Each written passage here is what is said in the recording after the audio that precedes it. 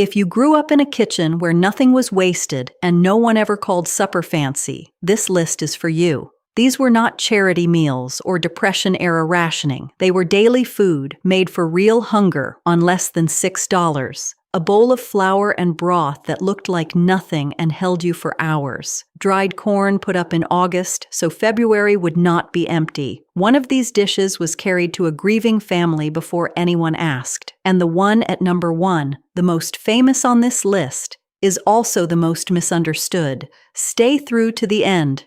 You may not recognize it. Number 12. Rivvel soup. My mother made this when someone came to the door unexpected and the pantry was nearly empty. She never once apologized for it. Rivvel soup is a thin broth made cloudy with small dumplings rubbed together from flour and egg right over the pot. The word rivvel comes from the German for crumbled. You pinch flour and egg between your fingers. Work until pellets form. Drop them straight into simmering broth. They cook in minutes, soft outside, faintly chewy at the center. Chicken broth, a handful of flour, an egg, salt. Under 20 minutes, under $2. Most people today would classify this as a starter or a sick day bowl. Farm families ate it as the full noon meal. A bowl, a piece of bread, and that was dinner. The plainness was not a deficit, it was the point. A meal that fills without requiring an hour of preparation meant a woman could feed 10 people and still return to her other work. Canned soup ended the habit. Without real homemade broth, the rivels are meaningless. In homes that still butcher chickens and keep a pot going, this is still made from whatever the pantry already holds. If rivvel soup looks like nothing in the pot, the next dish looks like even less, but it kept more than one family through a week of hard January work. Number 11. Fried mush.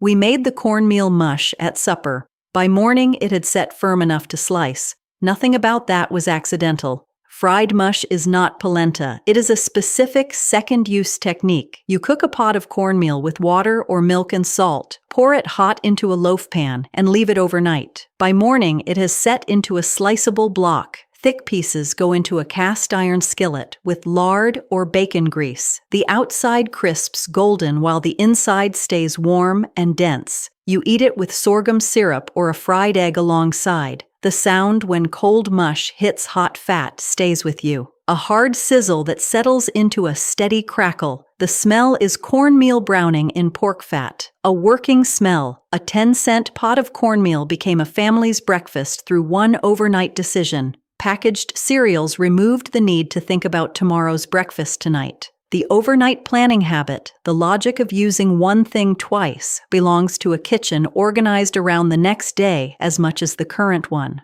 Fried mush required you to think one meal ahead. The dish at number 10 required you to think an entire season ahead, and most people have completely lost that habit. Number 10. Dried corn. What do you do in August with more sweet corn than your family can eat in a week?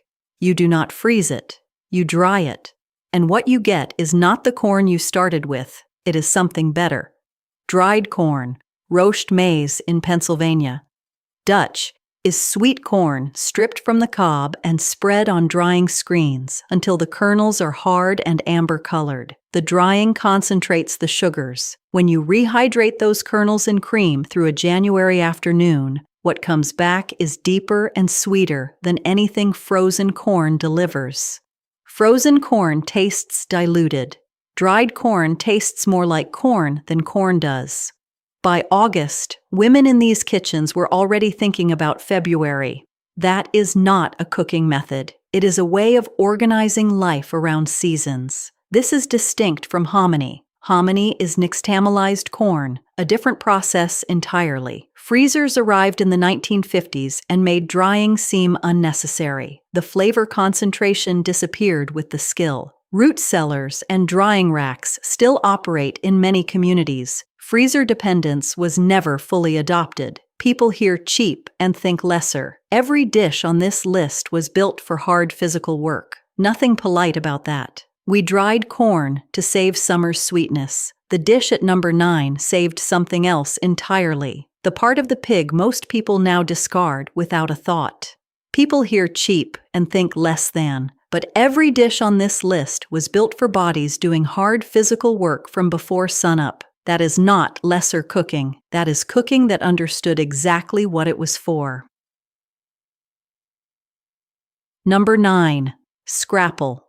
Butchering day was not a waste day. Every part had a job. Scrapple was not what was left over. It was what the whole process had been building toward. When a hog was butchered in November or December, the trimmings from the head, heart, and scraps that could not be preserved otherwise went into a large pot. Cooked meat was pulled from the bone, chopped fine, returned to strained seasoned broth. Cornmeal stirred in until the mixture thickened. Sage, black pepper, thyme, then poured into loaf pans to set overnight. One butchering produced weeks of breakfast. To serve it, you cut cold slices and lay them into a hot skillet. The outside crisps into a firm golden crust. The inside stays dense and savory, faintly liver forward, herbaceous from the sage. The smell of scrapple frying is unmistakably farm kitchen. You can buy scrapple in stores across the Mid-Atlantic today, but the package version uses industrial pork trim from a commercial facility. The original came from one specific animal on one specific morning with broth and fat from that same butchering. The recipe survived. The ritual did not. Scrapple required the whole animal to make sense. The dish at number 8 required almost nothing, but what it required, most kitchens today simply no longer have. Number 8. Farm potato soup. No cookbook held this recipe. You watched it made, and then you made it. If you needed the measurements, you had already missed the lesson. Farm potato soup is potatoes, lard or butter, onion, whole milk, salt, and pepper. Cellar potatoes from October storage, milk from the dairy that morning. The onion cooked gently in fat until soft. Potatoes cut into visible chunks, not diced small, not mashed. Whole milk brought to a slow simmer until the potato was just tender and the broth had gone cloudy white with starch. It was thin, it was plain, it was correct. One pot fed 8 or 10 people. It appeared regularly after church in winter when women needed something fast and large volume. Restaurant potato soup is thick, cream-laden, loaded with cheese. The original was engineered for flavor from the potato itself. Modern commercial potatoes are bred for starch yield, not taste. A root-cellared heirloom potato has a mineral sweetness a grocery store bag does not. Without that flavor, you need the toppings. The soup did not get worse. The potato did. Potato soup asked almost nothing of you. The dish at number 7 asked much more. It required knowing what to do when the fruit was bruised and almost past saving. Number 7. Apple butter. Apple butter day was not a recipe. It was a decision about winter. You gathered people, you gathered apples, and you did not stop stirring. Latwerick in Pennsylvania Dutch, made from bruised windfall, unsellable apples, boiled down with cider in a large copper kettle over an open fire for 8 to 12 hours, stirred continuously with a long wooden paddle. The apples collapse and caramelize. The cider reduces. The mass darkens from pale gold to deep mahogany. It thickens until a spoon dragged across the surface leaves a clean line that closes slowly. The smell of apple butter day stays with you. Cider cooking down, caramelized apple, cinnamon, cloves, wood smoke, and the faint char when someone stirring fell behind. That batch still went into the jar. This was community work. Multiple families, one kettle, all day. What came home was a year's worth of sweetener and spread. On bread, in oatmeal, spooned into a bread soup bowl. Commercial apple butter is cooked in under 2 hours with added thickeners. 8 hours of slow fire does something 2 hours cannot. The community event dissolved when a jar became something to buy rather than something to make together. What I notice looking back is that none of these dishes required the store to be open. What follows did not either, but it required a different kind of patience. Number 6. Bean soup with ham bone. Have you ever made a meal that asked almost nothing of you and still fed your family completely? You put the beans in water the night before. You put the ham bone in the pot in the morning. By midday, it was done, and it had not asked a single thing more of you while you worked. Dried navy beans soaked overnight, simmered all day with a smoked ham hock. Onion, salt, pepper, sometimes a splash of cider vinegar at the end. The broth thickened as bean starch dissolved, the ham shredded from the bone. The smell all morning was deeply savory, smoky, warming in a way that reaches past the stomach into the bones. Under $2 for a family of 8, assuming you bought the hock rather than having it from your own butchering. Home-smoked pork over applewood or hickory carries a sweetness no commercial brine-cured hock replicates. The recipe survived in cans and freezer bags. That smoke flavor did not. All-day simmering became incompatible with households where nobody was home during the day. Where home butchering and pork smoking continue, the soup still makes its full sense. Bean soup asked you to wait. The dish at number 5 asked you to work fast and use something most modern cooks would not even think to keep. Number 5. Souse. I have heard people call this strange. What I find strange is raising an animal carefully for a year and throwing away the parts that take the most skill to use.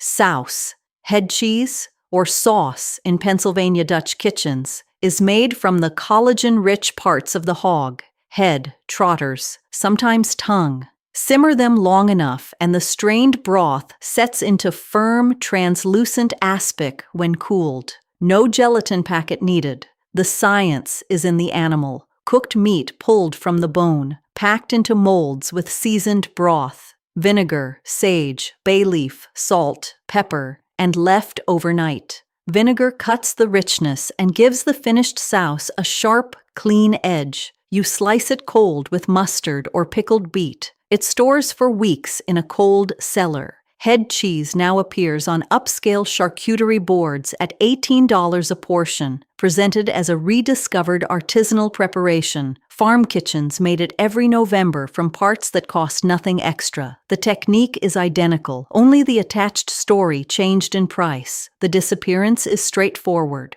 Home butchering ended. Pork heads are not available in standard grocery stores. The skill lives in hands, not in recipes. Souse used the whole animal, down to the trotter. The dish at number 4 used something most kitchens throw away from every single meal. Number 4. Bread soup. Stale bread was not a problem in our kitchen. It was an ingredient waiting for the next morning. Day-old bread torn into hot milk or warm broth. The bread swells and softens, releasing its starch into the liquid. The milk version goes creamy and pale. The broth version is thinner and more savory. A pat of butter, a pinch of salt, sometimes a spoonful of apple butter on top for a breakfast bowl. Children ate this. Sick people ate this. It was Monday's breakfast made from Saturday's baking. Bread soup was not made because there was nothing. It was made because there was no time to waste what there was. A farm kitchen never reclassified a firm, stale loaf as garbage. What changed across the 20th century was not poverty. It was the decision, once bread became cheap enough to discard, to value a cook's time more than an ingredient. Commercial bread with preservatives molds rather than hardens and becomes unusable rather than transformable. The material that made bread soup possible was engineered out of most kitchens. Where bread is still baked in large weekly batches, the stale end of the loaf is still tomorrow's breakfast. The next 3 dishes are the ones I think about when someone asks what we have truly lost, not recipes, routines, the plates and the people connected to them. Number 3. Corn pie. People hear corn pie and picture something sweet at a county fair. What I am describing is a real noon meal, put on the table after a harvest morning without ceremony, gone from the dish before anyone found words for it. A double-crusted, savory pie, lard pastry top and bottom, filled with fresh or dried sweet corn, eggs, heavy cream or whole milk, salt, pepper, and sometimes cubed potato and parsley. It bakes until the crust is golden and crumbly, and the filling sets like a custard, pale yellow, soft, faintly sweet from the corn, rich from the cream and egg. The smell coming out of the oven is baked pastry and warm cream and roasted corn. Old, specific, unlike anything in a modern kitchen. This is a Pennsylvania Dutch dish. It appears at Lancaster County tables, at church carry-in dinners across Ohio and Pennsylvania. Some families call it corn pot pie, though that term means something different in Pennsylvania Dutch cooking. Corn pie sounds like a sweet. It is a savory main course. The surprise is not the flavor, it is that the entire category of a corn-filled pastry crust as a noon meal has vanished so completely that most people today would ask if it was a dessert. The concept is gone, not just the recipe. Its survival depends on women who learned to make it from women who made it before them. No restaurant serves it. No commercial version exists. Corn pie survived because it had a place at the church table. The dish at number 2 survived for a darker reason, because grief required food, and this was the food grief knew how to make. Number 2, funeral pie. We did not bring funeral pie because someone decided raisins were the right food for grief. We brought it because raisins keep through any season. The crust travels without breaking. It feeds people who are not hungry, and it requires no plate and fork to eat standing at a doorway.